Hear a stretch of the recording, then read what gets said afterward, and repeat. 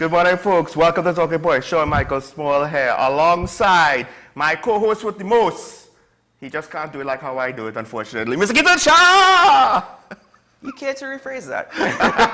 My co-host with the most, who has a different set of skills to moi, Mr. Gitan. Good morning, Sean Michael Small. Good morning to all our viewers. Do you smell that? No. It's the nostalgic smell of fresh pitch. Fresh pitch? Fresh pitch. Where did we get fresh pitch? All over Trinidad. It's election season. That is true. That is true. There was a small, I don't know what you call it. It's not a hole, but when there's actually like dirt and rock from under the road kind of sticking out, I guess that might be a leak in waiting. I don't know. But somebody, you know, when you have a mound sticking actually out of the road, they managed to, I don't know, file it down, dig it out, and repitch it. I was like, yes. And that is the issue that I spoke about. It only took like 3 weeks. Only? That's rather incredible. That's miraculous. I think my brain doesn't allow me to, I can't remember when it started. No, but this is what I was speaking about earlier, and it's a very good point that you've raised there. The thing is, we can't just pave over these holes. These holes will have no foundation. Why do you think it collapsed in the first place? Holes are not appearing just because WASA dug up the road, you know. Yeah. Yes, it could be because of overweight vehicles, but it's also the quality of the infrastructure. And this is what I'm saying. In TNT, people are getting contracts. Whether or not you want to argue it's inflated, putting that aside for the moment. But the quality of the work, especially when you're paving roads, the roads have absolutely no foundation. They're just laying hot asphalt and compacting it, leaving it to dry, and that is why it's cracking up so easily. That is why potholes are repairing much quicker, and that is why roadways do not last. I won't be surprised if on some level, because the irony of it is, it's not as though we can't have our cake and eat it too. So I won't be surprised if the controls with regards to public funds, even if everything is above board and done correctly, the contractor will be like, well, I need a buffer, because if anything goes wrong, it'll take a year and a half and a decade to get more funds released if there's more work that nobody could have foreseen, et cetera, blah, blah, blah. So I do wonder if part of it is not just the fact that there's corruption, and not just the fact that there's also, the cheapest option, don't mind the cheapest option might be one of the worst options, but they're thinking they're saving the people's money. But there's also the fact that the system might be so inflexible, it might cause inefficiencies and cost overruns just by its nature. In any private job site, you usually have a contractor who's running the project. So in other words, the project management or the civil engineer who's really in charge of that aspect of any project, inspecting a site, if not on a daily basis. Hear me, I'm mixing up my words this morning. It's the fatigue, man. I know that feeling. It's the bloody fatigue. It's the insomnia. But what it is, they inspect the job site, if not on a daily basis, every 2 days they're there, they're present to see the progress, to see what's taking place. And I'm trying to figure out if that is the case as well. If you have government giving out contracts, shouldn't there also be engineers who are hired by the Ministry of Works and Transport? Or whether it be through whatever ministry, because you even have public utilities. You've also got, in instances, the Ministry of Health, when they're doing their operations. All of these contractors are hired. Aren't they supposed to be inspecting the quality of the work on a face-by-face basis? You should have somebody independent to the person benefiting from the contract, yes. But then now, again, if your hiring practices have flaws, and I think it's not one flaw, it's multiple flaws, right, with regards to the setup of your Public Service Commission, et cetera, then you're going to see negative consequences for those flaws. You're going to see holes from multiple systems affecting a single circumstance or aspect. Not just one problem, but all of the things that you don't necessarily want to have to try to figure out and deal with. And ultimately speaking, a lot of these issues, you can set up whatever system you want. And those who want to try to find the bypass will look for the bypass. The key is having a robust amount of systems so that you don't have cascading failure, so that the people who then have to look at the systems and oversee the systems don't become part of the problem. And then the people who are supposed to hire them and look and oversee them don't become part of the problem. Because it's like a domino. Once it starts from the top, it'll go all the way to the bottom. I also blame ourselves in society. We're stupid. I mean, we fall for this all the time. You can't just be paving roads for paving roads and saying, I'm getting the job done. I keep stressing that you have to be sensible with the money that you're spending. Because it's not your money directly, I don't care. At the end of the day, I'm going to get my salary. And that's the attitude that seems to have been adopted. But apart from which, I don't understand why we as society can't have some level of integrity as well. And I'll go to blame our work ethic. For example, you've got a WASA crew. My parents actually, a couple of years ago, and I remember this, and I believe it's still the same thing today with regard to the size of the crew. A WASA main had burst on the road, right? And we live in a private development. The water started flowing down into our driveway, basically like a waterfall, right? But it was not within our authority to interfere with the burst pipe. Yeah. So we had to call the Water Industry Authority, and they responded. I think 2 or 3 weeks later, they actually showed up to fix it. But in order to fix the main, they also had to, break some of the property. My parents' property, they had to dig the hole, they had to fix the main, they had to replace a valve, but they were able to do it within a day or 2. But interestingly, it had a crew of 12 people to fix this one leak. I can tell you, I was there. It was no big thing. In fact, I think it was only 2 people dug, because they have to use a jackhammer and then they have to dig, and then there were 2 people fixing. So the other 8 people actually standing around or looking down. So you have a crew full of observation men.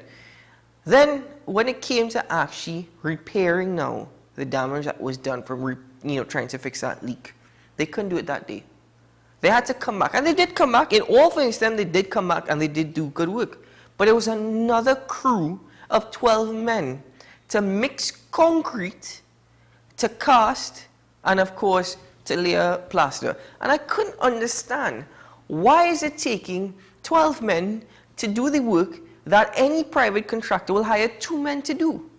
Well, so you've got maybe 4 men. No, I'm telling you, it was not big. Okay. It was not big. It is 2 men. Right? My short answer, and I know people are going to hate me for this, union. Not only union. Yes. You have a point. Sorry. Nepotism. Not only nepotism.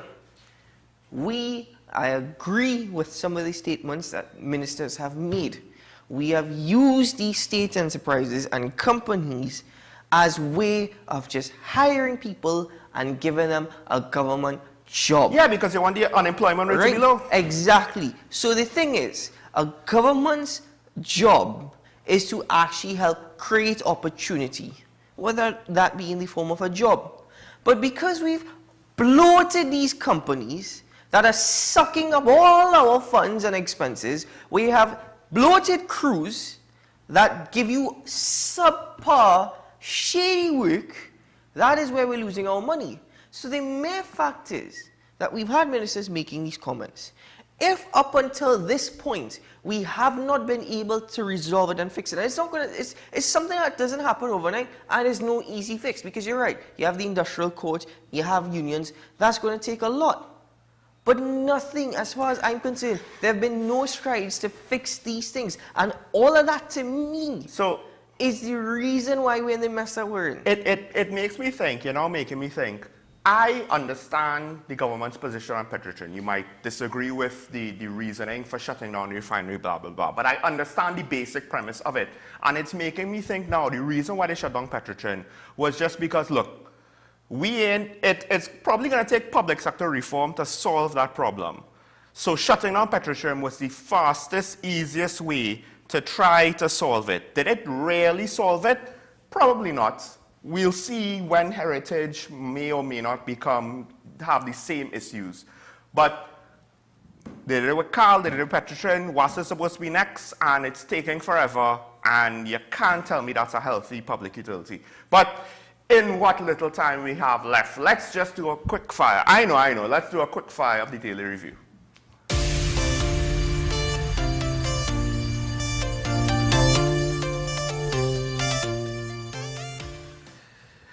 Keaton, I just wanted to bring this up. I'll tell you, hold on. Sorry to interrupt you before you start. Don't do the quick fire. We'll extend the break. We'll take the break at 8:30. Let's get into some of these stories. Okay, because I just wanted to point this out, because this has been one of your bugbears, and rightfully so with regards to crime. No one is charged. All of these known gang members are not charged. Here's the irony, though. 9 members were charged, 9 gang members were charged with being in a gang, but they were arrested due to reports from robbery, aggravation, housebreaking, and larceny, which occurred in Marabella in July the 25th. They weren't technically arrested for being in a gang. It's almost as though that last bit, that charge might have been slapped on at the end. Oh, we think they're a gang.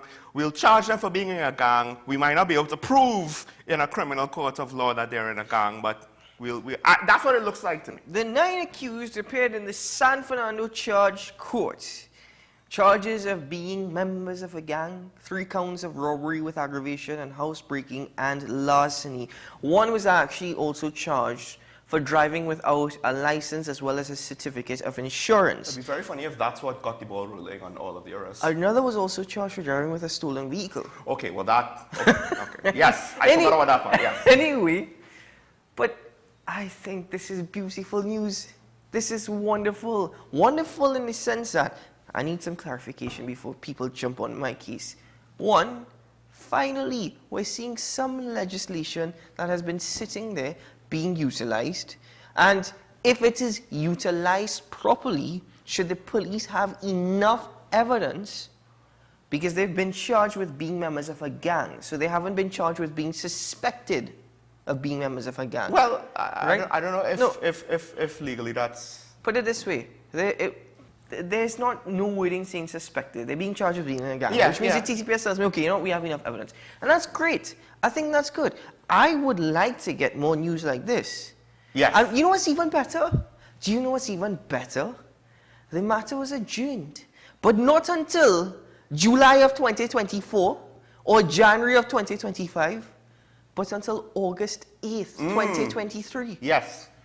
Excellent. This is good news, right? It's unfortunate that these young men ended up in gangs. I don't know for what reason, whether it be through the obvious, we're forced to get into gangs, gangs of our only way of getting jobs, gangs of our only way of security and getting some sort of income. Gangs might be the only way we might be able to live because the block, they might demand it of us.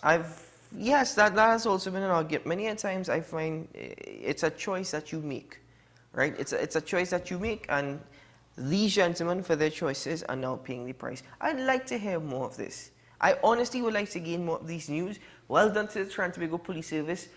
That means a lot coming from an individual like me who has been highly critical and will continue to be critical in a constructive fashion. But I think this is very well done. I hope it continues. I personally hope that we have more roadblocks so that they can intercept these individuals. Be smart about your roadblocks, of course. But this needs to continue. Here's the irony. More roadblocks will cause more traffic, more delays, people will be more inconvenienced, right? And in my mind, I was now about to say, and that's because our road network is not enough, right? The capacity of our road network just cannot keep up with the demands of modern society. But the flip side to that is I realized there might not ever be an easier time to try to use roadblocks to catch criminals, because it's like they have choke points in and out of Port of Spain. It's not hard.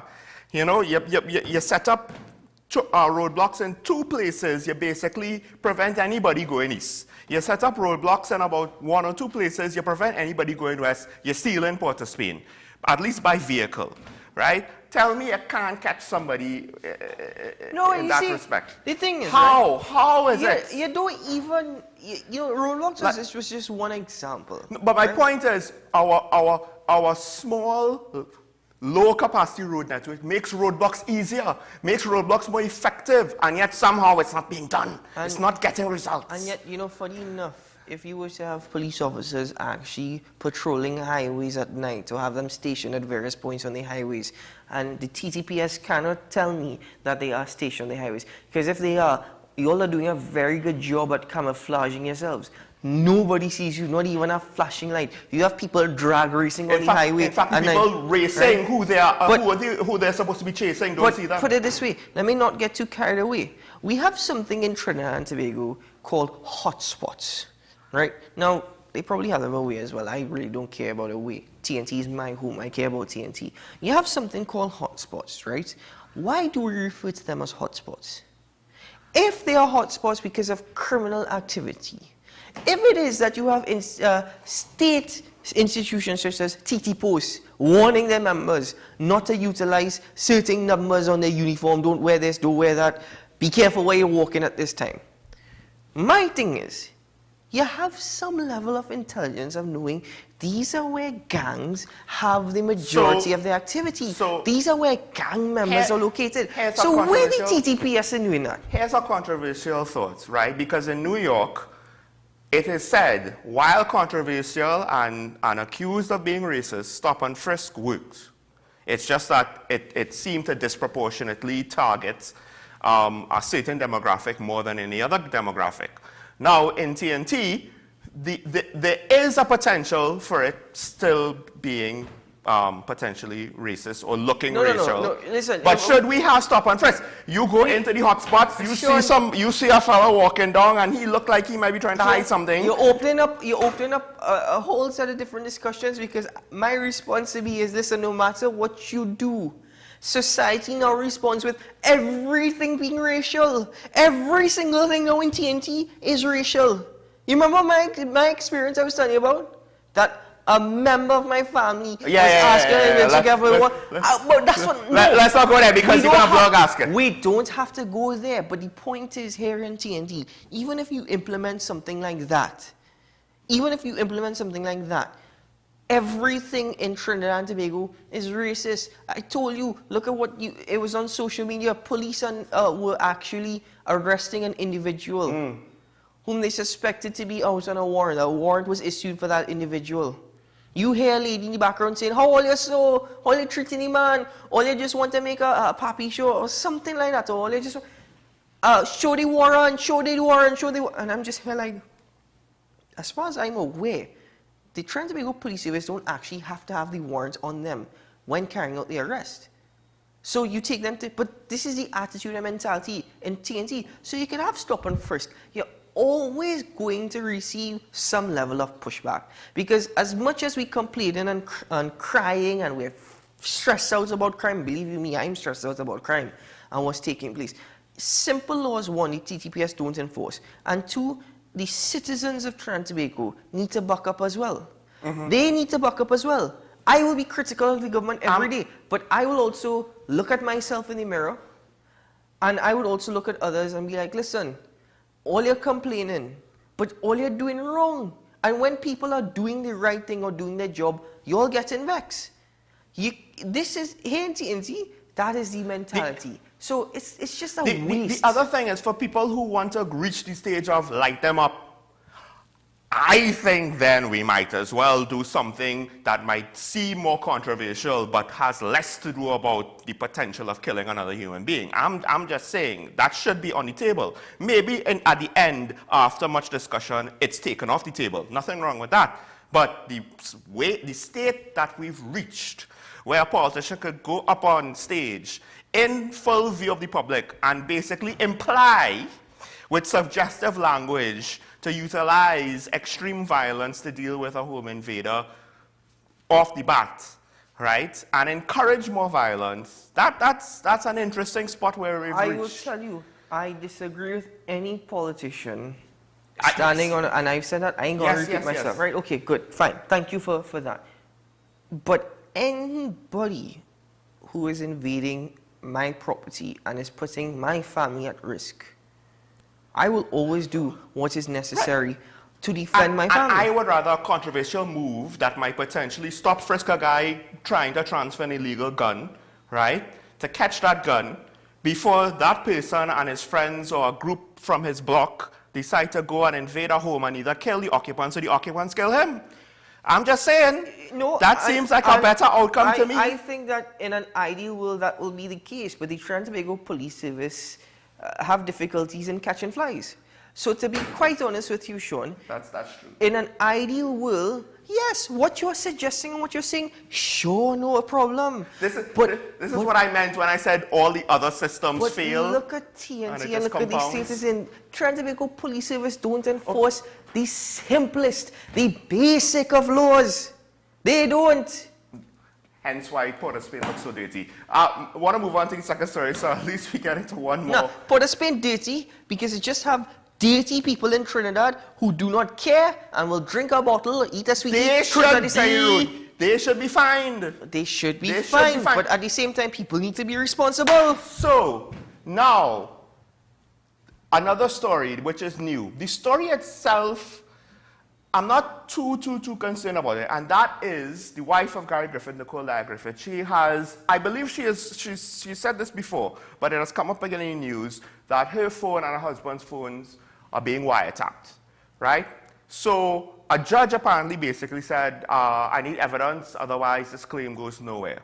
My thing is this, I do wonder to what extent, because I don't know if this whole episode needed to be out in the public sphere, right? If it naturally came out in the public sphere, or if it was put purposefully out in the public sphere.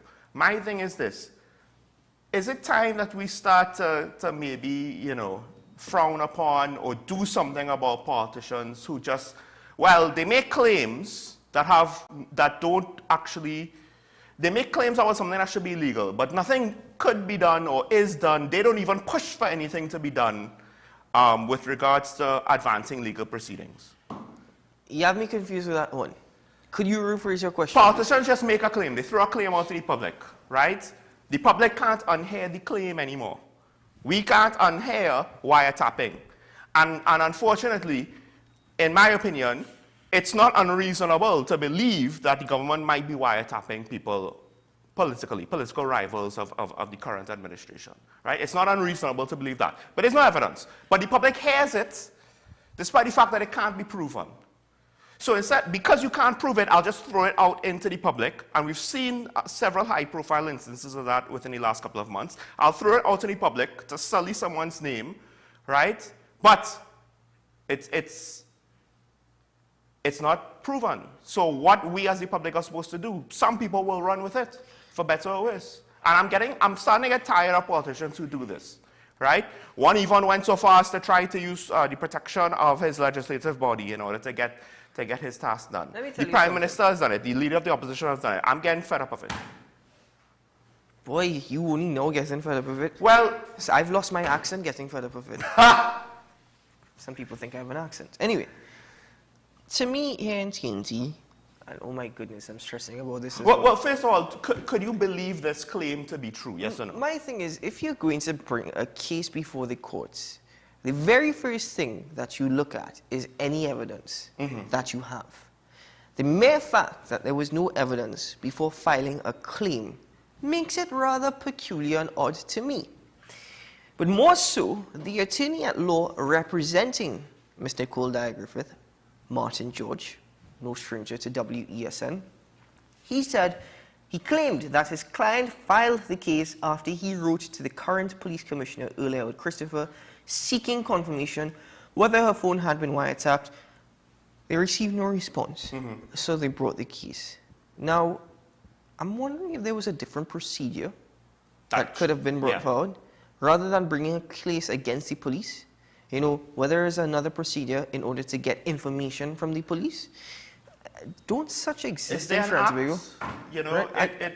Is it the Free Willy Act? No. Is it the but the point is, Release the Information Act? At the end of the day, is it the Independence of Information Act? The opportunity to seek legal redress. Not a problem at all.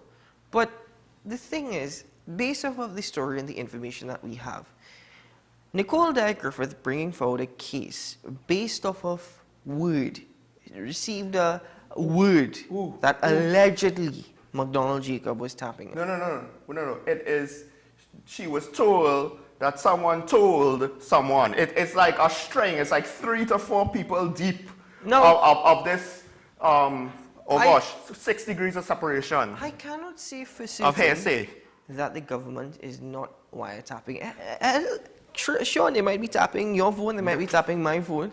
You never know. After somebody was sending contracts your way yesterday, you never know. That's true. Somebody might be tapping. That's true. Yeah. But the point is, at the end of it all, we will never know. But have you read some of these comments? Some of these comments are saying, my goodness, I tell Loli, I can't trust the PNM. This is what happens when you have the police working for you. People be sensible now, man. Here's the flip side, folks. Technically speaking, Gary Griffith is publicly not under investigation, but technically he's under investigation or part of or a party of that he might be part of an FUL that can't be released because he himself has not had the chance to comment on it, but he's technically not under investigation. Therefore, you could see why they might have a criminal investigative reason for tapping his phone unofficially off the record. The thing is, I'm telling you, again, I cannot deny, nor can I confirm. I'm not in a position to say that whether or not the government are actually wiretapping anybody. Yes. But I wouldn't doubt if that was happening. I wouldn't doubt it, and I wouldn't be too surprised. But I could see where at least 2 years ago they had a reason. But the point is, you do need to bring evidence before a court when you're making such claims and you're filing a lawsuit. However, people also need to be smart. They need to understand that because somebody brought forward a claim, it doesn't necessarily mean that it's true. It doesn't mean that it's false, but it doesn't mean that it's true.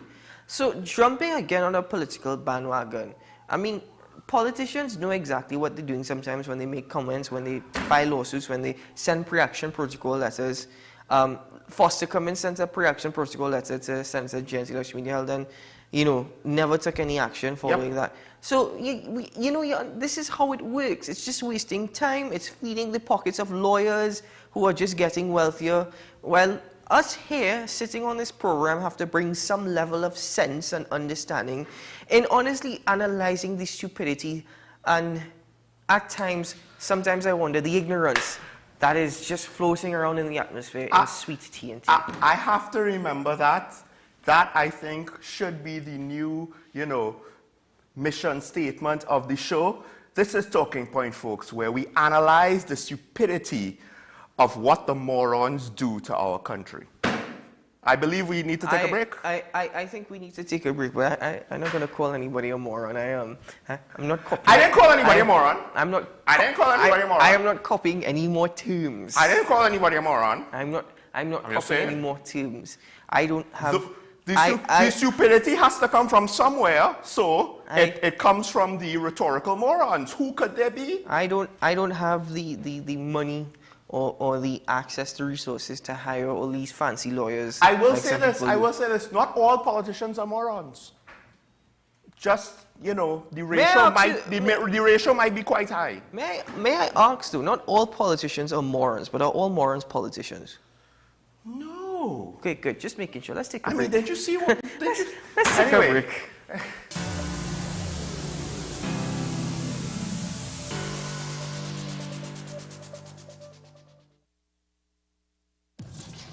We exposed 5 strangers to KFC's delicious chicken to see if any time could be KFC time. And at the first bite, the party began. We repeated the experiment during the day, during business hours, on weekends, with sunshine, with rain. And it's confirmed. KFC's flavor makes anytime KFC time. KFC, it's finger licking good.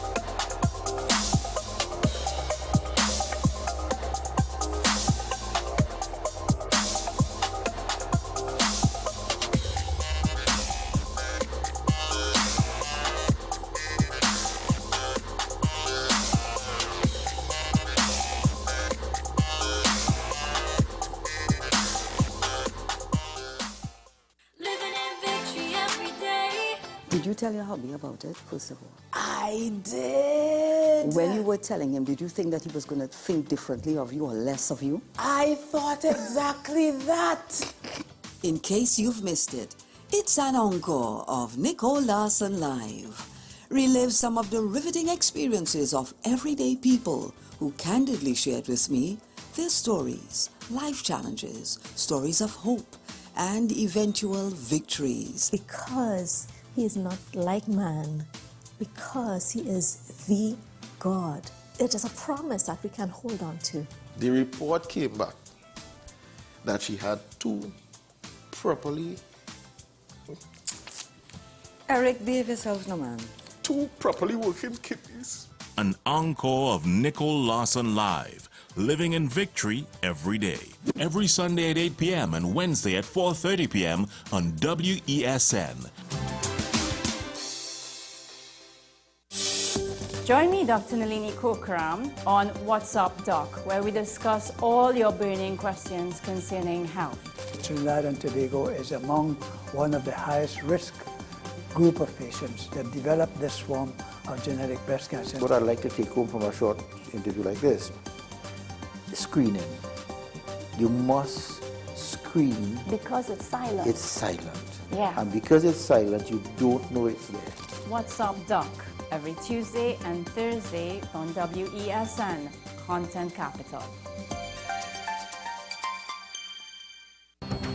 The issue, the continued rise in the price of flour and its impact on the cost of living in Trinidad and Tobago. How should we go about it? I want to ask you what has been revealed to you about the state of vulnerability in the country because of this exercise and because of what we're going through. Is the government losing the war on the vaccine front? The discussion should revolve around the common good for the greatest number of people in Trinidad and Tobago. How do we inculcate a sense of respect and regard for people who may not be of your own political ilk or persuasion? The communities are now being used by political opportunists. So when the tables are turned, it's the same way. Okay, this has been 10 questions. I'm Andy Johnson, and we'll see you next time.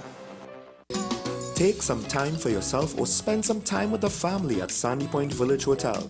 Enjoy our various studio and suite apartments, self-contained with their own kitchenettes and Wi-Fi.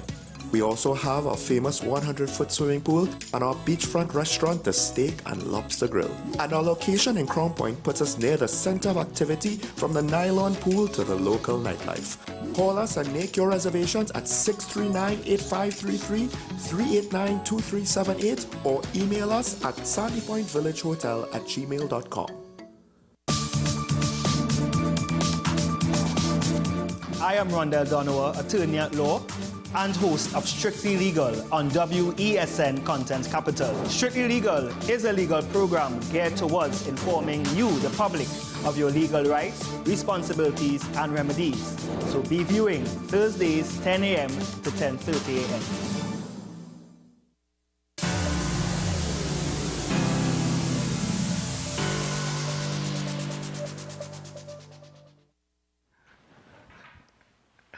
Welcome back to Talking Point, ladies and gentlemen. Of course, it's Friday, so yeah, we're joined by the one and only youth influencer, Forte and the Forte, and all that good stuff, folks. And also an actual practicing attorney at law. Hint, hint, I'm not throwing shade at any politician. Mrs. Janelle John Bates. Almost forgot the Mrs. Oh, hello. Morning. Oh, sorry. Morning. Yes. I was looking at the news there. Sorry. Hi, Janelle. Good to see you. Morning. Good to see you. All dressed After in your black. hiatus from last week. Yes. Yes, I apologize. Yes, for last King hiatus. Wait, what happened last week? You had to say You had a about... personal Yeah, difficulty. yeah. I remember. I'm back. He had an appointment that could not be delayed. In fact, he delayed the appointment for work, which was unfortunate for the appointment, but... Here we are. We're all here, alive and well. It's good to know that you all miss me, though. I mean, yes, you know. Yes. Sean, take that look off your face. Janelle, there is a lot happening here in TNT. Is there? When you're trying to be serious. Actually, yes, there is a lot. Sean and I were debating quite a bit this morning.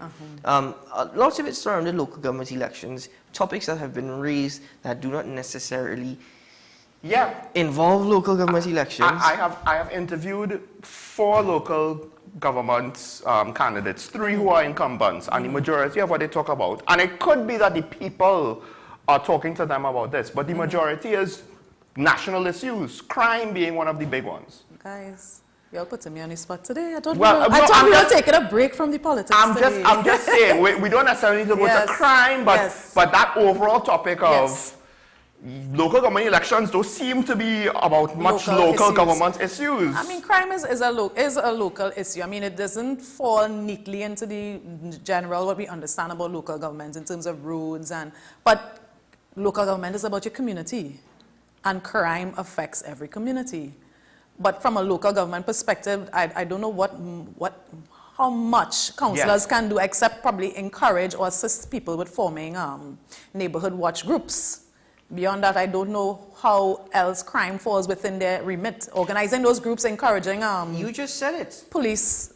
One comfort. Yes, police comfort controls, municipal police. But you just said it, right? Local government is about your community. Yes. Do we have community strengthening and building exercises here in TNT? Do we really have any efforts to strengthen and build a community? I think it comes down to the individual community. I could speak for my community. We have a WhatsApp group, and it seems most communities have those these days. And we actually organized for, I forgot the man's title, but he is very integral in going around. He has done it to many different communities, encouraging those to form community watch groups. So he came and he spoke to us about it. This is one of the media ambassadors for the police service or a politician? No. It's a gentleman who is working with the business chambers, and he also is affiliated with the Crime Stoppers as well. I think so. I can't remember his name because I didn't think about it today. But apparently he does that. He goes, if you can call him, and he comes to your community and speaks to you about ways that you make your community what they call a hard target. So a councillor could easily tap into his expertise and organize for him to go to their various communities to organize that. I hate to say this, but in this environment, I understand the whole idea about a hard target, but in this environment where it seems as though the criminals are determined to strike a target, on a macro level, that's just shifting the problem, right? It might shift it out of my community, but the problem isn't solved because the problem's still going to exist and the crime's going to just happen potentially elsewhere. It can't, if every community does that's it, actually it the doesn't national shift. level, that's not the local level. Well, you're saying it's shifting the problem, meaning you're anticipating that the expertise and the skills and the ideas that he proffers to the community works. So if every community does it, then it's not going to shift. It will just make it untenable for you to be utilizing that sort of crime in terms of home invasion and striking. In a normal situation, I would agree with you, but I suspect that right now, that will just make criminals change their modus operandi and tactics, because it seems as though they won't stop. Can I just interject for a moment? Sure. You guys are smart individuals. Maybe. But let's... She is. I don't know about myself. No, you're a smart individual, Sean, from Mondays to Fridays after 9:30 a.m. But the thing is, what I'm trying to say is, you guys know what is happening here in Trinidad and Tobago, right? So you have community watch groups. You have community watch groups over what so-called affluent areas here in TNT. That has not stopped home invasions. Yes, it's helped people become more aware. You have people utilizing air horns. It has not necessarily stopped home invasions. Look at how criminals are now, and I keep stressing on this. Many of them don't even bother to cover up their face anymore. Yes, they're very bold now. They're very bold. It makes me wonder how air horns actually work, because it alerts the entire community. I've actually seen a video, and I guess it's novel now. So when the person starts to blare it, that's supposed to alert your neighbors to either call for help or stay indoors or maybe even come outside, and so any one of those things come outside and help you. So criminals have become so bold because I make the argument that the current systems we have in place here in TNT bring more comfort to criminals than law-abiding citizens. Janelle, argue with me against that. I would like to see that happening. Argue with you against that. But the thing is... the thing is, right, a lot of these criminals, and I've heard it from people, not necessarily, when I say criminals, they're not, clearly I've never had that sort of deep interaction with someone who would admit they did a crime. But I did have a client who was, anyway, what he said is that he never thought he'd live to a particular age. Yes. And a lot of these individuals who partake in these activities have a live fast, die young attitude. They do not actually think they're going to live beyond a certain. They have kind of come to accept that. I am not one to say that music and video games and movies encourage violence, but to some extent, though, I think that mentality is pushed along somewhat by certain cultural aspects of what they see. But it's also, I believe, firmly like it starts with the fact of this is my environment, this is my situation, this is what's available to me with regards to opportunities. So I think this is the best way for me to live my life. And it might sound crazy to the rest of us, but we don't live in that reality. It's true. You know, we always think about crime. We think about, what do you call it? It's not blue collar crime. You know, we have white collar crime. What is the opposite of white collar crime? You know, the opposite of white collar crime. But when you think about it, those who partake in, but we always focus, but we hardly ever talk about the white collar crime though. We always talk about the ones that involve more as physical violence against individuals. So where I'm going with that is that you were saying that they think differently, and they kind of do, but actually when I think about it, they think like a lot of humans, or most humans, they think about me. Humans, I find, especially in this age, are very selfish individuals. So everyone is trying to advance in one way or the other beyond somebody else, or gain something fast or without, as far as they can do it. Some may stay within ethical boundaries, or some go beyond. Some have found a way to work the system so it benefits them, so they stay within sort of acceptable parameters. These are the individuals who, because of their educational or whatever background, use other means to get ahead. But I think the core of all of this is selfishness and a lack of love. I did say recently, it's hard to enforce our laws and discourage crime when there's a lot of suspicion with political corruption. But with regards to corruption all over, there's corruption within, well, I know I'm afraid to say no, within certain services. There's corruption at all levels. I just want to point out though, it is blue collar crime, although I don't like the definition. There's also red collar crime and black collar crime. I've never heard of red collar crime, yes. There's like rainbow color crime. I'd just like to ask, right? Yes. Not from a legal perspective, but since we're having a debate this morning and are we going off what you just said. Well, a discussion. It's not a debate yet. We haven't disagreed yet. Well, let's turn it into a debate then. Oh my, Keaton loves that. Again, I'll use my personal experience and the experiences that have been publicly stated by many citizens here in TNT. Sure. Let's just look at loud music, for example, right? When you have inconsiderate neighbors or inconsiderate businesses who blast music, and no matter how much you try to talk to them, they just continue to blast and blast and blast. And you utilize the Trinidad and Tobago Police Service, who never show up. They never ever show up. They never come. You could file a report, you could get a receipt. They never come. They never do anything. Then you utilize other EMA. I hope you go to the EMA because they EMA don't help either. Okay. EMA doesn't do anything. No. You ought to be a big fan who can pay big fines. EMA is a waste otherwise of time. they don't care. No, you have to be somebody here in TNT who they say, oh, that's the boss, you know, we ought to help him. That is how it is here in TNT. EMA is a complete waste of time, and it's a bunch of people collecting salaries as far as I'm concerned, just like other institutions. But anyway, my question is, if these institutions failed to act in offenses that are stated within the laws of TNT, that are obvious. Section 70 of the, I forgot the act now. That's okay, right? The mere fact is, Trinidad and Tobago Police Service is failing to act. EMA is failing to act. Using that example, if I fail to act in those basic things, am I aiding and abetting criminal activity? If you as a person belong to the EMA? Not necessarily that, you know. I'm just seeing these institutions. If I fail to act for wrongdoing, that is actually criminal offenses that are stated within the laws of Trinidad and Tobago. Are these institutions aiding criminals? Might be dereliction of duty, but and it's reasonable. It's reasonable to say that the person is aware. You know, they can't say I don't know what was going on. You would say it's dereliction. I would say it's a dereliction of duty, but then of course they would have to justify it, and a lot of the justification always comes down to we lack resources. We don't have the car. We are overwhelmed. We don't have the manpower. We don't have the legal frameworks. So. I'm sure they would come with a myriad of reasons to say why they can't act. So is it quite dereliction if I don't have the appropriate resources to act? No, if it's a manpower problem, that should long term, then I need the commissioner to say we need more officers. Excuse. Dereliction that's not an excuse, though. That's not an excuse. That's a charge, right? That's a charge, Keaton. Well, Sean, if you let me finish, I will explain myself rather than you shouting.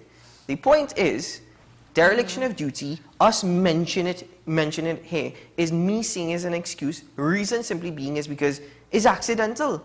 If you come with the excuse as the Trinidad and Tobago Police Service this morning and tell me that it's an issue of resources, we have had members, senior members within the Trinidad and Tobago Police Service who have said, yes, in instances, there are shortages of resources. For example, we can't get ink when we need to print. And so we have to push this ourselves. I could guarantee that is true. That is actually true in public service. When it comes to vehicles at police stations, for example, I have been told by senior police officers, no, they have the vehicles. They don't utilize them. Sometimes you have one police officer taking a vehicle to just go out on an errand. Nothing to do with their job. They're just taking up the time, taking the vehicle and going out and doing that. And trust me, I have seen that. I've seen police officers buying lotto during the day. Nothing wrong. Go ahead, do whatever you have to do. But this is the point. If there's an emergency happening, you call the station and they say, hold up, we have no vehicles right now. We have officers playing lotto. Come on, let's be real. Beyond that, at the same time, if you have officers at a station that just simply don't care and just don't want to do their job, I am not making excuses for these people here in TNT anymore. So, but the thing is, the excuse is shortages. Dereliction of duty is the charge when you don't have the excuse. When you don't have the excuse, yeah. I think that's what Sean tried to say. So the excuse is trying to get away from the accusation of dereliction of duty. Because I believe, depending on how bad it is, if it's a severe enough situation of dereliction of duty, that's it, that's your job. Because you obviously can't do this job, so you need to go, right? But here's the problem, though. And we were speaking off air about this, but it's things like this, and I spoke earlier in the show where when you have cascading failures, compounding, it's like a dominoes, just everything is collapsing, top to bottom. It's not just that crime is out of hand. It's that then we have situations like this where I can't even get police to stop an illegal bar operation outside the back of a supermarket with loud music playing from being prevented, right? Don't have no bar license to do that, right? But the police don't want to get involved, the MA don't want to get involved. So I can't even get you to stop that. How am I supposed to be confident that you are going to respond if someone is trying to break down my door to come into my house with guns? And I'm not saying it's right, but I understand the people who agree with the opposition leader. Because if the neighborhood had guns, the air horns all of a sudden seem to have a much more, potent effect. Severe and potent purpose, right? We ain't warning, we warning each other to get the weapons ready, right? To deal with you. This is your last warning when you hear that horn going off. Get to stepping out. I agree with someone who said that, okay, it sounds like a interesting, funny call to action or whatever, empty the clip. But realistically speaking, how many people can afford a gun, can afford the training, would qualify for the firearms user's license? And I am assuming there's also probably a policy decision, probably in the background, to limit how many people. I don't see this becoming the Wild Wild West, even if going beyond the whole whether or not we have these stand your ground laws in Trinidad or not. Would firearms really become that widely available for citizens to utilize that to protect themselves? They're saying it would. They're not necessarily giving the details of how they're going to do that, I believe, but they're implying that. Politicians say a lot of things when they're in opposition, and then when they get in power, no, when they have to face the reality. I 100% agree with you. When you have to face the reality of how can you actually do this? I agree with you. Practically and safely. And I agree on a lot of things. Dr. Keith Rowley was the best opposition leader we had in 2010 to 2015. My goodness. Now that he's sitting there, here's a crazy but thought. also at the same time, no, I agree with you with what the opposition. I do not agree with us standing on the platform and saying that. You want to earn government revenue?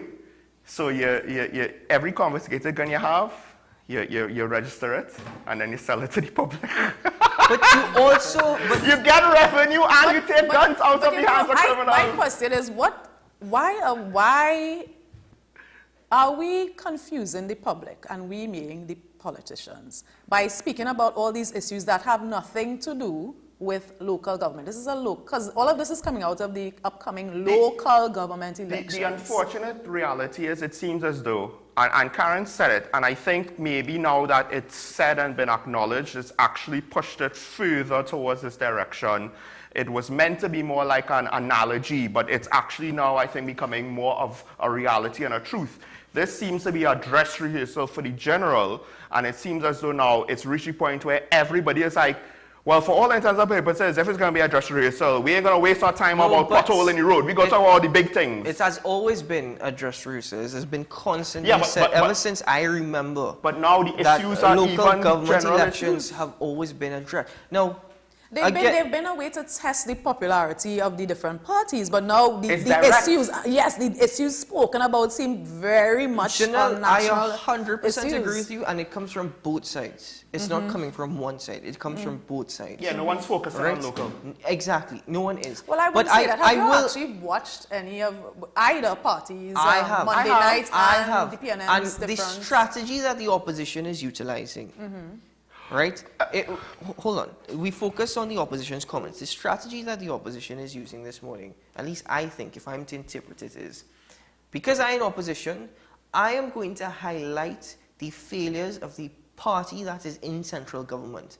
I am going to utilize this platform to show you that in central government, this particular party has actually failed to act in certain areas. So they're going to highlight a lot of things, and then they're going to say, who's to tell you they're promising reform now? That this same government who is failing in all these areas, this party could serve in local government elections. I will say this. I think, because I saw last week Friday's the Prime Minister taking questions from the public. He had ministers there.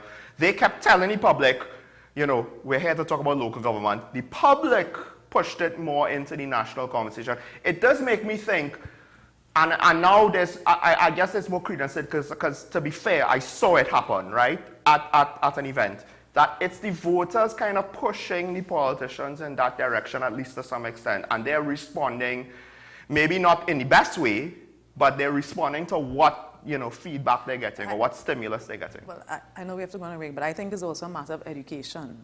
And people just do not know what local government... I have spoken to many people over the last 5 weeks, and people just like, our job, what the politician could do about that? And it's like, well, councillors can't do anything about that. Well, but they don't know that. Under the PNM reform, they might be able to. But what they do are responsible now is 80% of the roads apparently in TNT, they are responsible How for. many of you all are actually going to go to an election day and cast your ballot? Me. Huh. Yeah, I know you. We're going to take a break for news on the hour.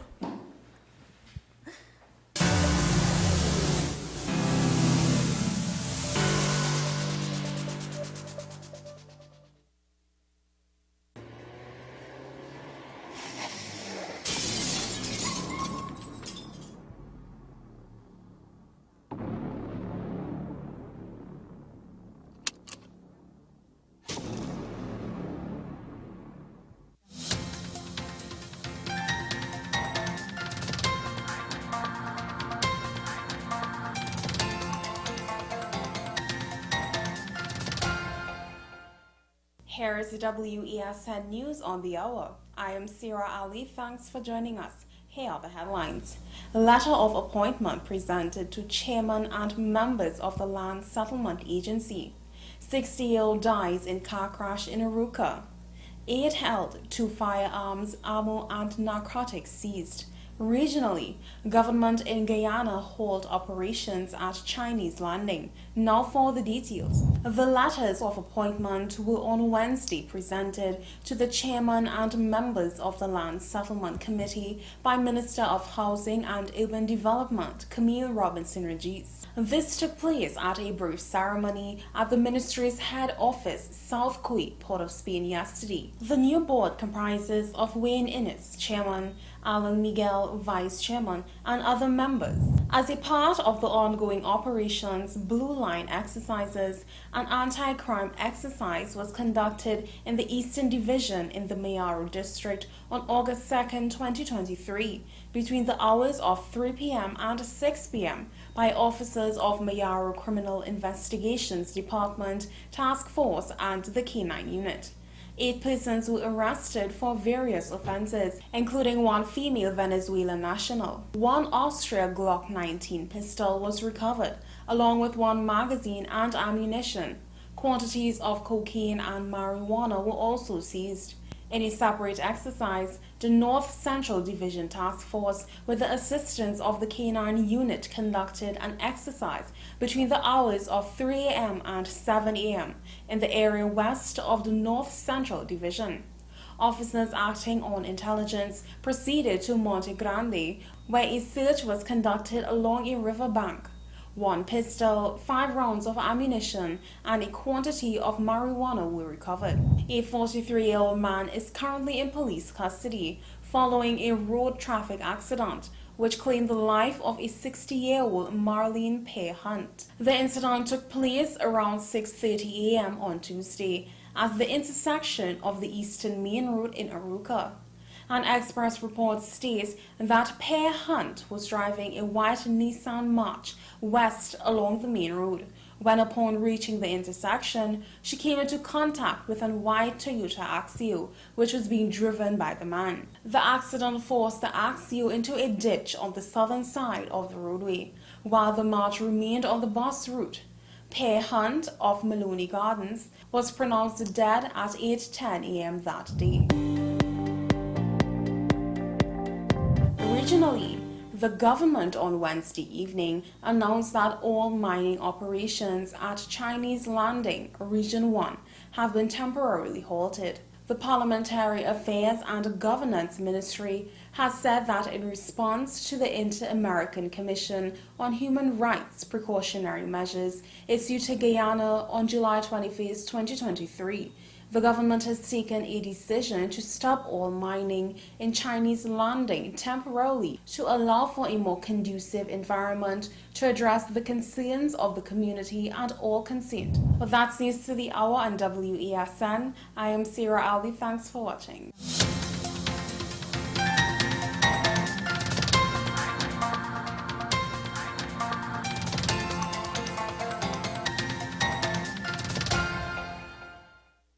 This city can't hold me, my vibe's too high, and my heart it told me jump right now, you will touch the sky. Feel my love unfolding like a laughing flame.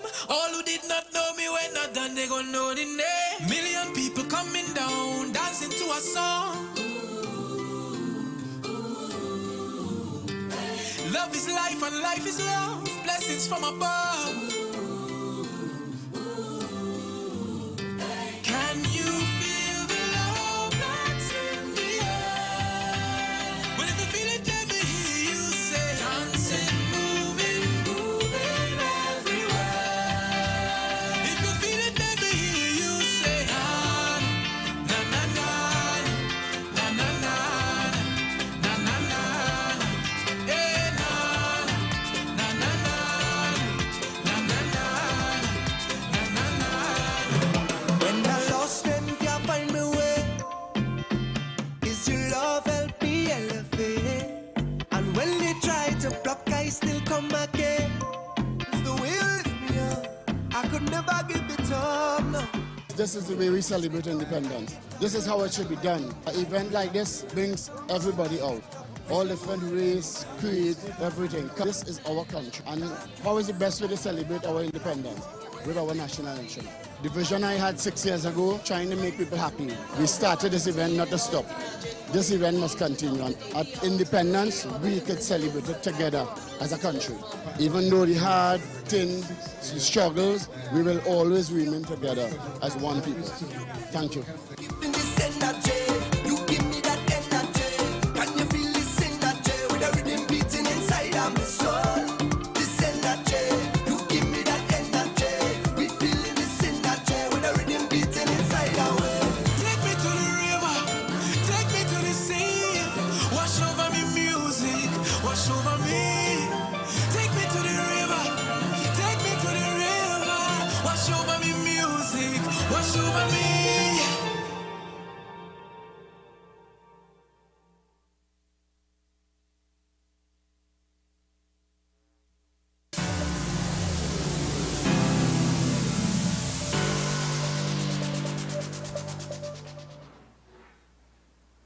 Welcome back to Talking Point, ladies and gentlemen. Shaw Michael Small, Keaton Shaw, Janelle John Bates, Mrs.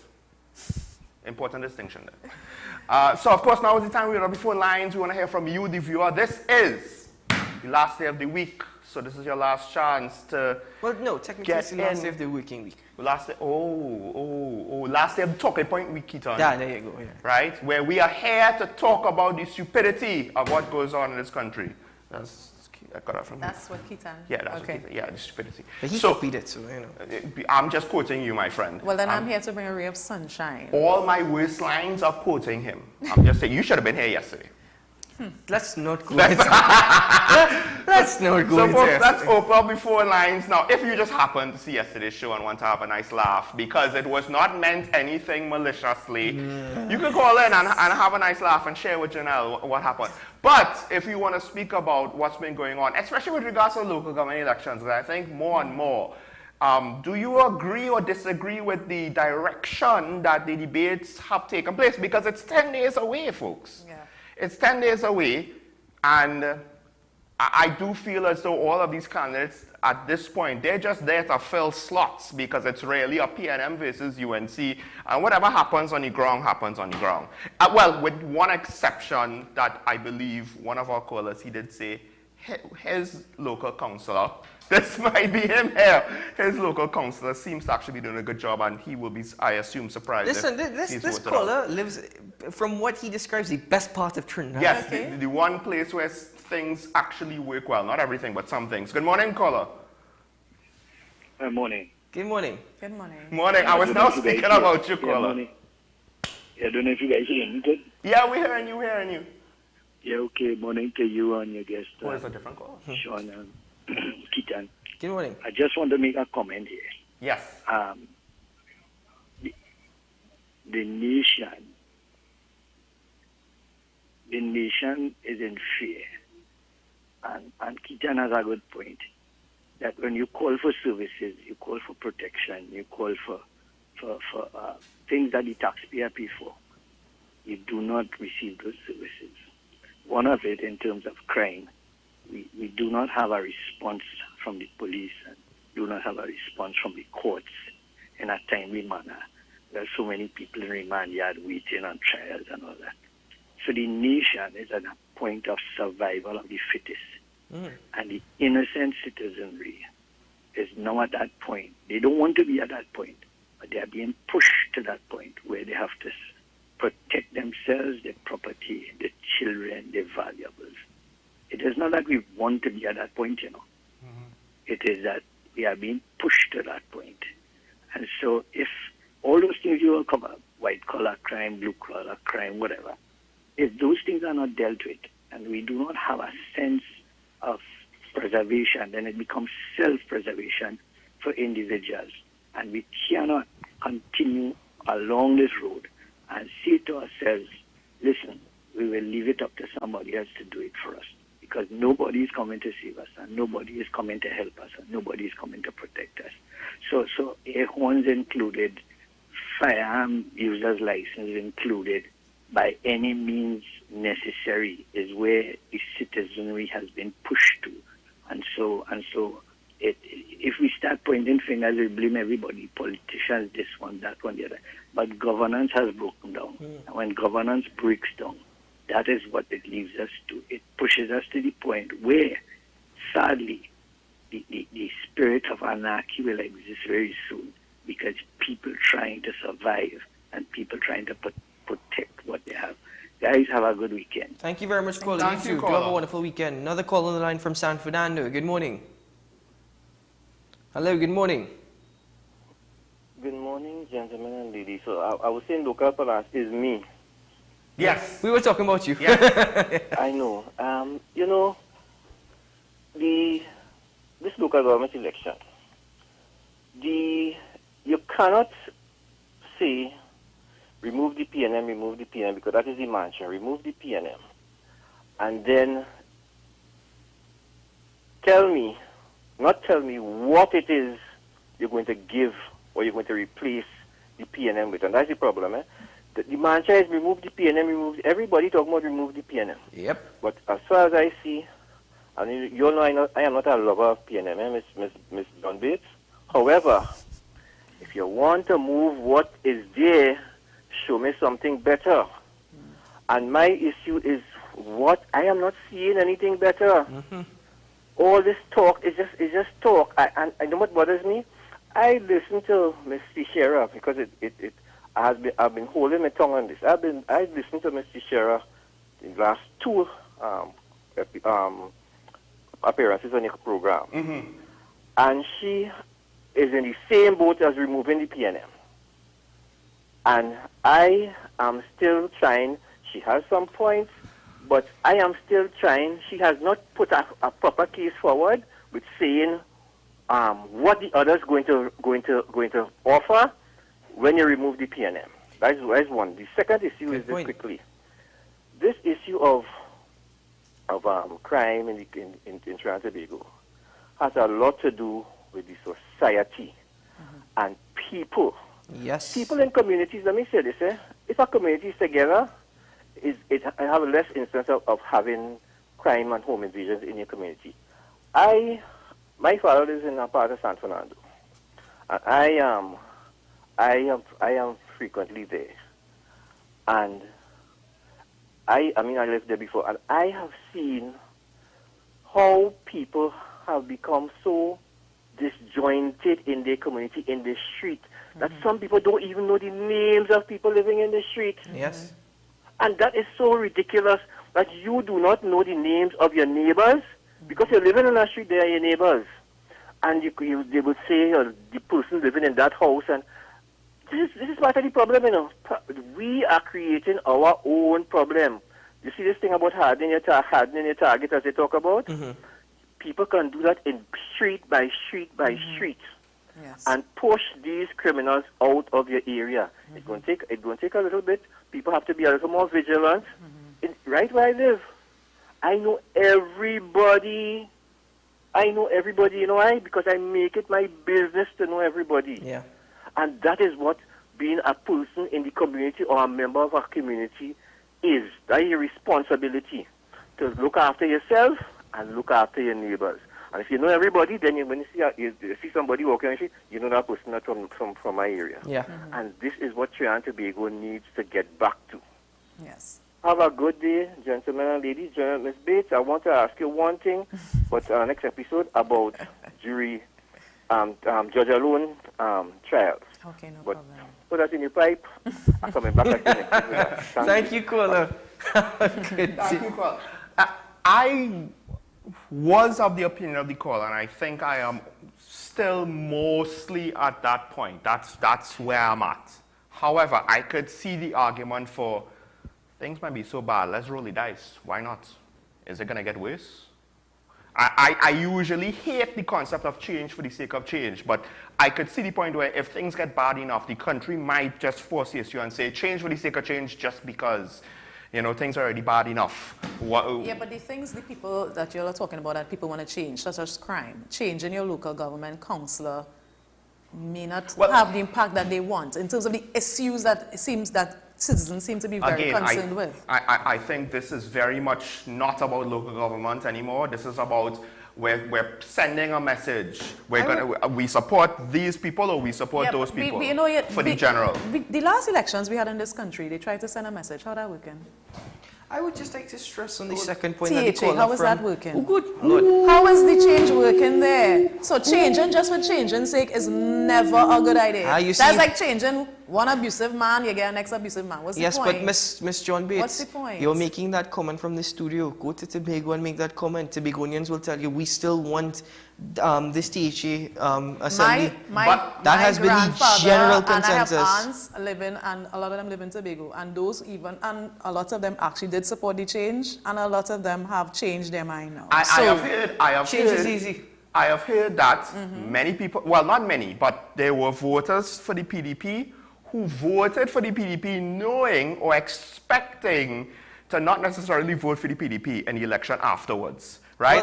We heard a couple of things on the ground when we were there that night. Yeah. So, it was, I think the voters in Tobago very much knew what they were getting into in the sense of, if this goes south, we will drop these people like a hot potato real fast. And funny enough, it's funny how communication works, because I've been getting completely different messages from Tobago where it seems as though the THA still has quite a lot of support. I think even another news station went to Tobago, did Vox Pops. I don't know if any of you all heard those Vox Pops. No. But people always find it hard to say they're wrong, Again, that's like, get into a marriage, get a divorce, marry an ex-man, and then he bad too. You really want to go through an next divorce? Some people will stay for shame. Yeah, that's true. That is true. What will it look like if I was said to be wrong? I don't know why you look at me and said it that way. Yeah. Look at him when you have those shady comments. Don't look at me. We have a caller from Marima. Good morning. Gentlemen, morning. Good morning. Well, gentlemen. Morning, gentlemen. Good morning. I want to bash the police a little bit here this morning. Be my guest. Stand your ground legislation.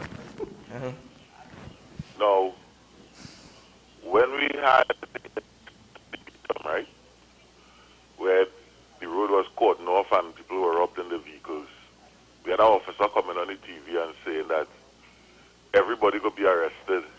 That was Miss Hodge Griffin. Now, up to now, nobody can get arrested. So, what they realize is that they are not being taken seriously.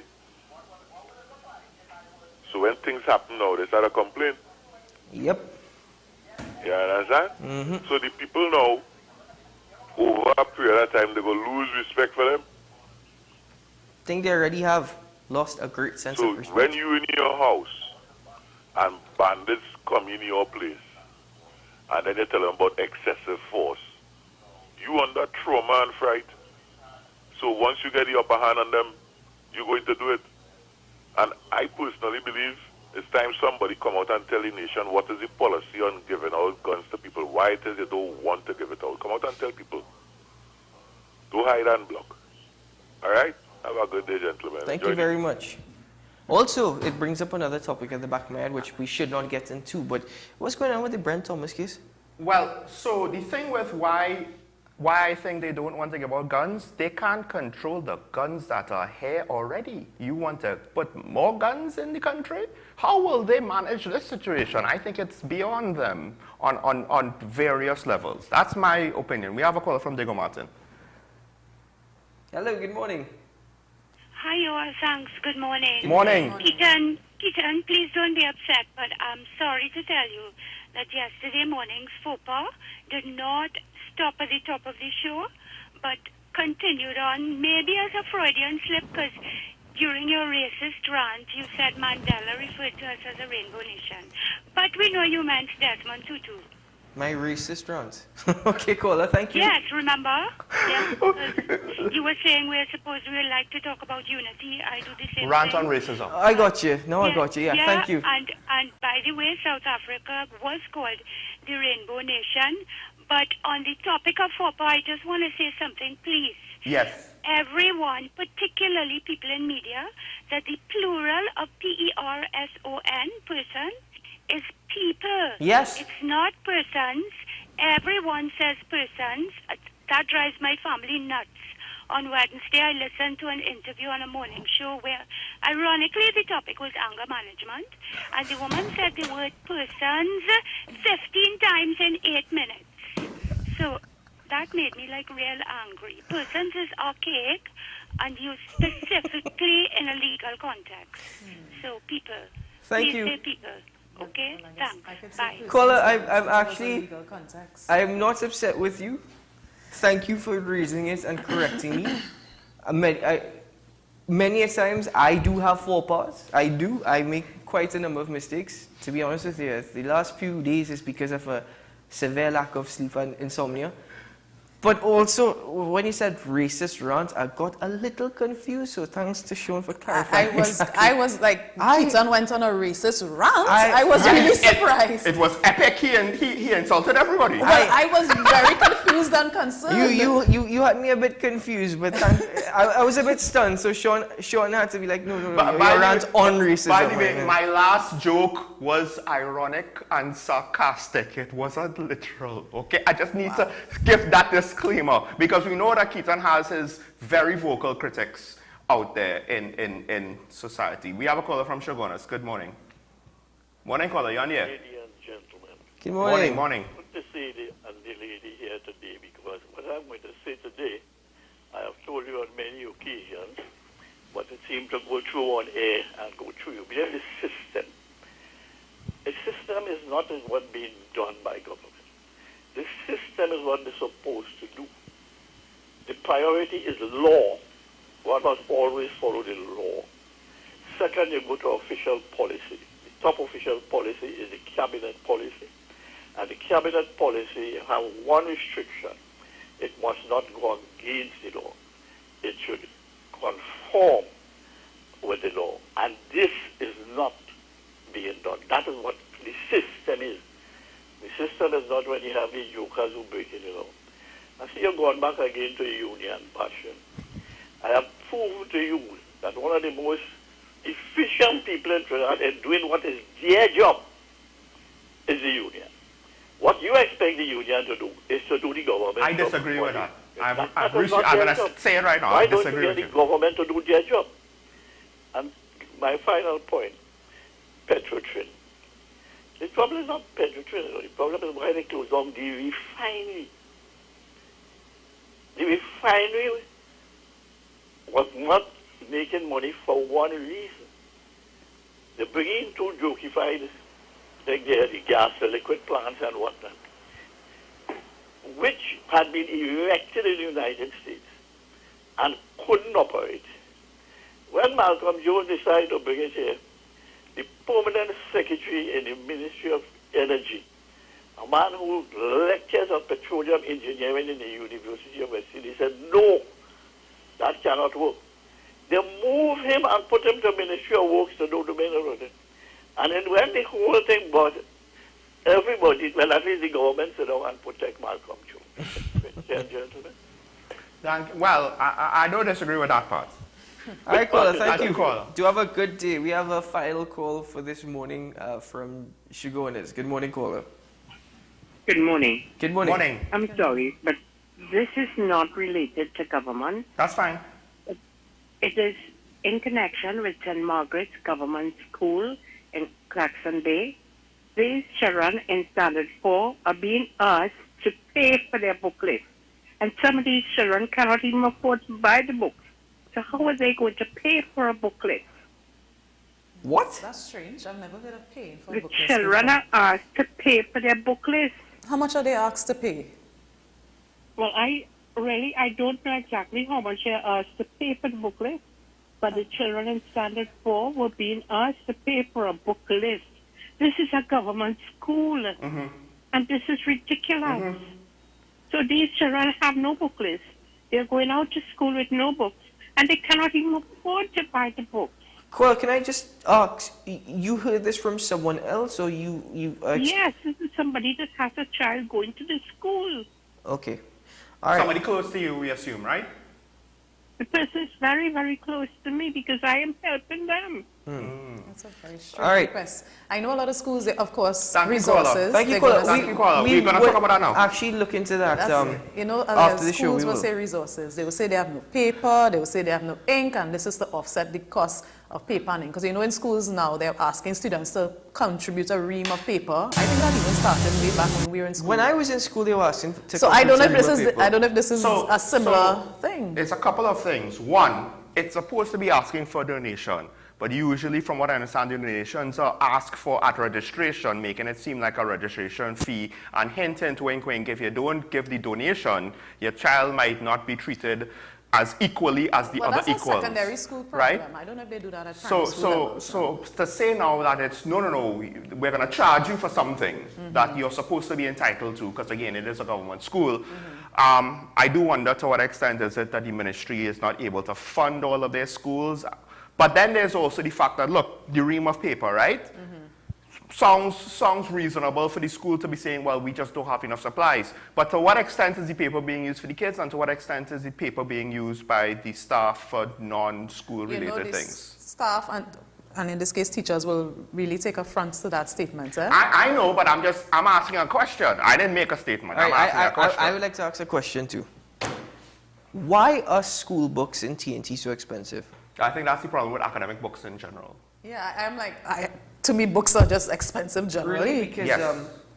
I don't know. I know law books and medical books are expensive, but I go online sometimes, you know, just when I have nothing to do and look up the prices of books all around the world, and yeah, we are expensive. Because when you look at textbooks, right, I don't know of any textbook. A law book is different, especially if it's a reference book. Let me rephrase. Or a medical book. Why are primary school textbooks so expensive? But for a lot of other subjects, and even potentially for things like law and medicine, the information, for the most part, is the same. They change the edition seemingly every year to a new edit. For what? I don't know why. That is my problem with the school books. Back in the day, at least, you could hand down your books from child to child to child. Now they change the editions every year, and you can't do that. The concepts, the most important part in the book, right? This is why the library used to be so important. It's not anymore. Why? Because the internet. I don't need to search in your library to find information. I could search online. I still go to Nallis every month. Right? Well, no, I still have my Nallis card actually. But my point is, information is available, right? And in some cases, more information than what would be available to us locally, right? Not just on the topic itself and the theoretical information, which is what you in the past needed the textbook for. This is the irony. But also with practical examples and considerations for real-world applications of that theory. And usually that stuff is free, except maybe the highest level of content with regards to certain subjects, right? So I don't know if I would buy textbooks for my child anymore. That's just all I'm saying. I go back to the question. No. You have to. I'll tell you why. I go back to my question. Why are primary school textbooks so expensive? Somebody answer that question. By the way, I do like the voltage in general. But we won't be able to do that because, of course, again, everything comes down to publishing costs. The thing is, for me, copyright. You have to buy and you have to buy for your child, and you have to buy for your child because teachers are now telling students, even in my time, that if you don't have the textbook, you can't be in my class. Right. The real question is, why do we need textbooks? The teachers could... I didn't have the internet if I was a teacher back in 1954, but I could get all of the theoretical information and all the definitions and everything. No, I think right now you need the textbooks because I need to be able to tell my class, turn to page 42 and do exercise 1A and 1B.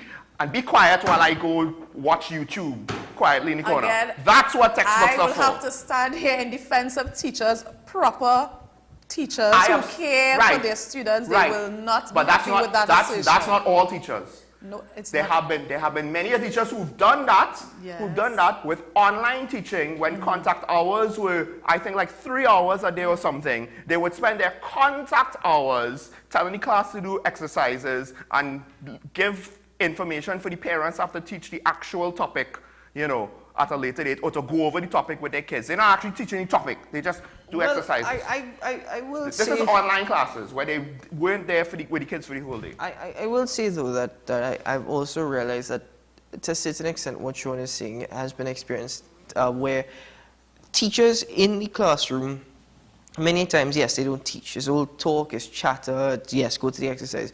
But they do teach when it comes to private lessons. Yeah. All right. So, and oh God, let's just be realistic. No, but I will not chastise every single teacher in Trinidad. No. I understand what you're saying, Janelle. I don't understand why there can't even be a device where you can access all the work now, since we're in this digital information age.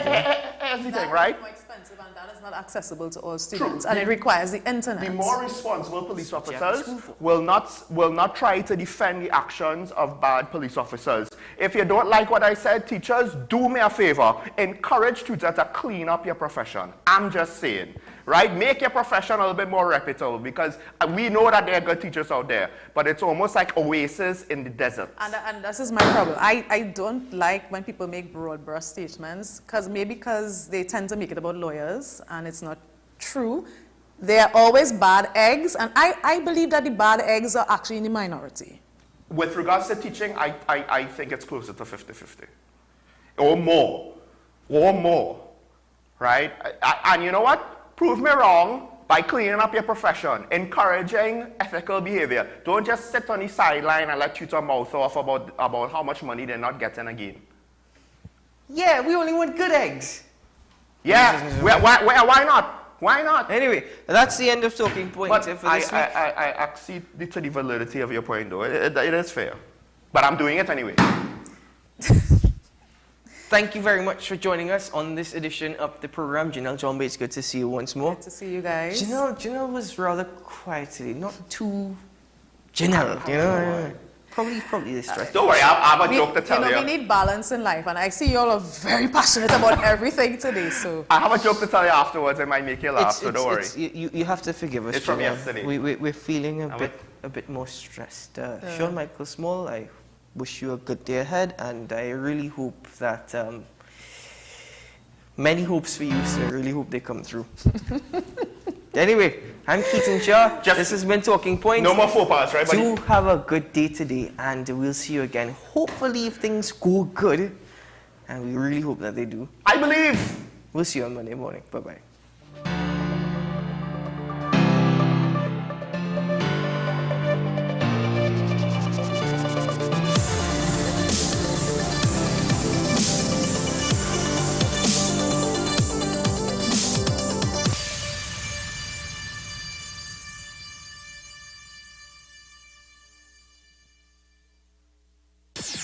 WESN.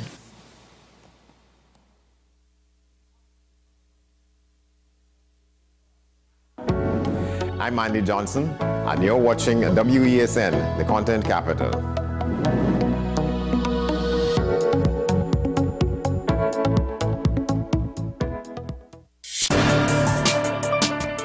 People really want to know, what about me? Where do I fit? Yes. What is in the ride for me in terms of a better Trinidad and Tobago? And I'm pleased to shed some light on that. The purpose of bail is to ensure your attendance at court. That's it.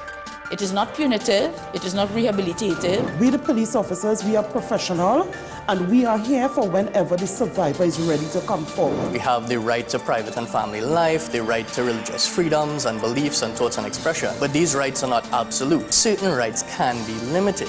The law is to govern the whole. It's for all of us in public.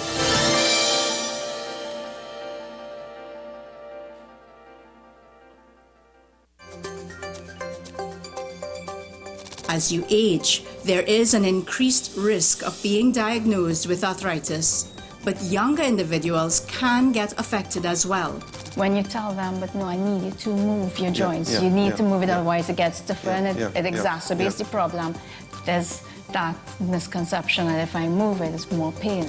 So if you're to focus on these risk factors, then to me, it will help a large portion of the population, probably prolong, I should say, the inevitable, because inevitably you will develop arthritis. What's Up Doc, every Tuesday and Thursday on WESN, Content Capital. Take some time for yourself or spend some time with the family at Sandy Point Village Hotel. Enjoy our various studio and suite apartments, self-contained with their own kitchenettes and Wi-Fi.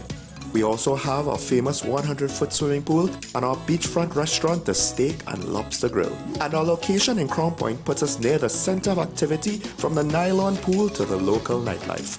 Call us and make your reservations at 639-8533, 389-2378, or email us at sandypointvillagehotel@gmail.com.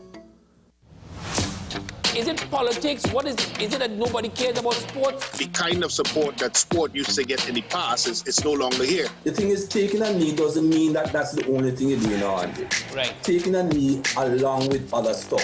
Samantha, what are you looking forward to when you return home to Trinidad and Tobago after winning the title? Thank you very much for speaking it into existence. Is there no pressure on Nicholas Ball? It makes me more motivated to work hard and to go out there and rep the red, white and black. Why are we sending a team to the Winter Olympics? There are a number of Trinbagonians who are in the diaspora and have grown up in winter sport. It's an opportunity that the Trinidad and Tobago Olympic Committee will not close the door on. I also believe in the players that we have. Once you can motivate the players, you can get the best out of them.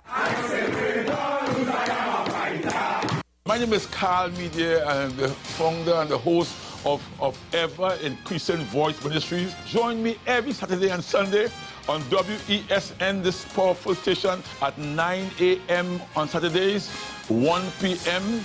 and 7 p.m. nightly. Also on Sundays, I'll be on at 7 a.m., 1 p.m. and 7 p.m. at night time. When you come here, we are getting people heavenly ready.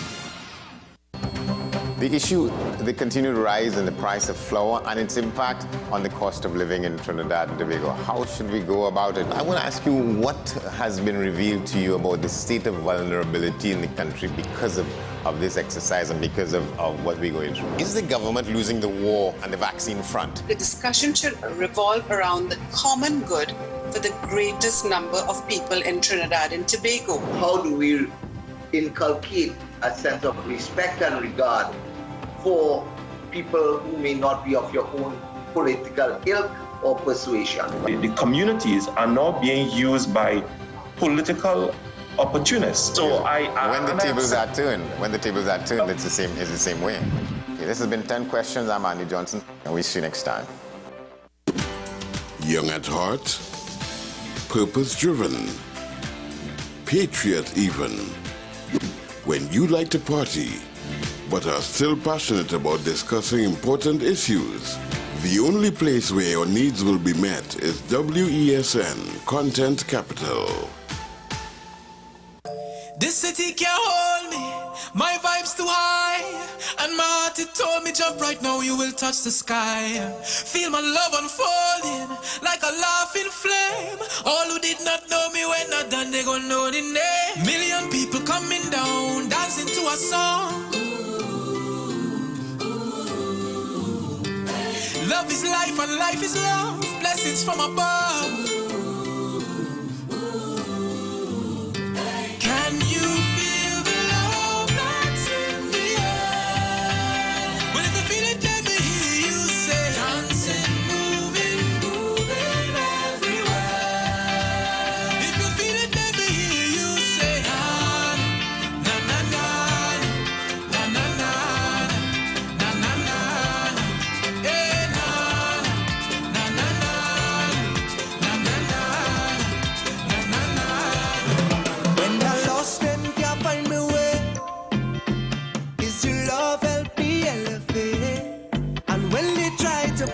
Still come again. It's the way you lift me up. I could never give it up, no. This is the way we celebrate independence. This is how it should be done. An event like this brings everybody out. All different race, creed, everything. This is our country. And how is the best way to celebrate our independence? With our national anthem. The vision I had 6 years ago, trying to make people happy. We started this event not to stop. This event must continue. At independence, we could celebrate it together as a country. Even though the hard things, struggles, we will always remain together as one people. Thank you.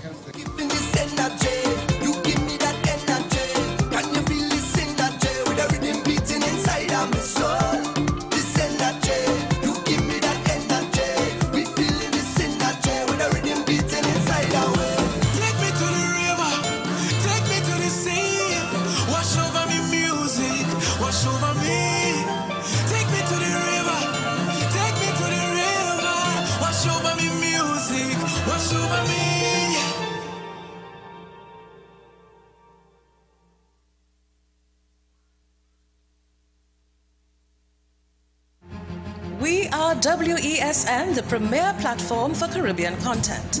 WESN, covering West, East, South, and North. WESN, we entertainment, sports, and news. WESN, available on Greendot 7, Amplia 118, Airlink 17, Bmobile 107, Digicel 21, ICNTT 105, and Flow 110.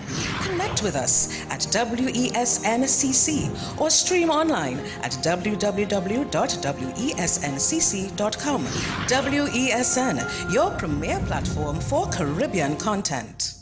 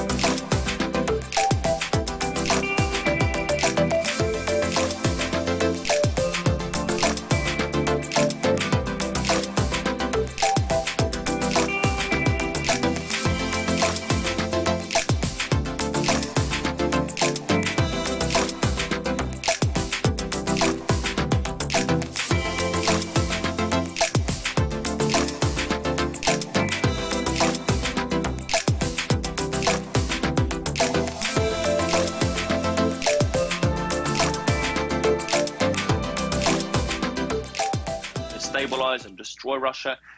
Polls over the last couple of years have shown among the Russian population largely an indifference to Navalny and to his organization. His popularity has dropped, and this is according to independent polling organizations.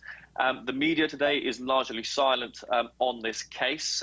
They're focusing very much on other stories, Russian foreign policy, for instance. And the very fact this case is being held on paper in a Moscow court, but physically hundreds of miles away from Moscow in this colony, indicates that authorities are seeking to keep this out of the public eye.